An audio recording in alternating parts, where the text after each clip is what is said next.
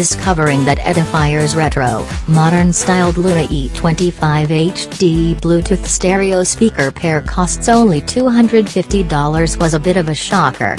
After 2 days of hands-on without reading the press release, I figured they had to cost twice or perhaps 3 times that. They're that good.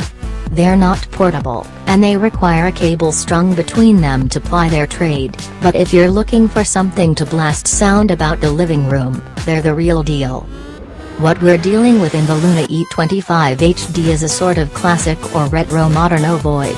I tested the red version that evoked thoughts of a Pac-Man who'd eaten a few too many pellets. They're also vaguely reminiscent of a certain recent period in kitchen appliance manufacturing. Yes, that's why they pay me the big bucks. The frequency response is largely flat where you want it, okay, where I want it, with a mild accent at the low end.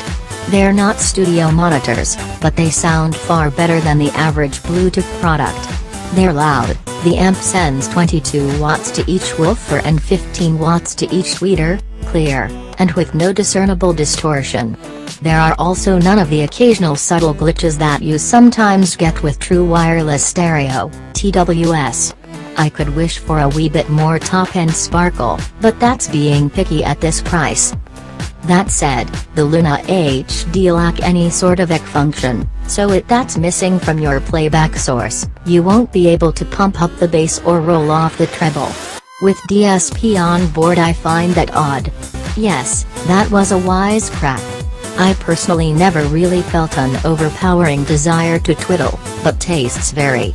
They sound very, very good as is.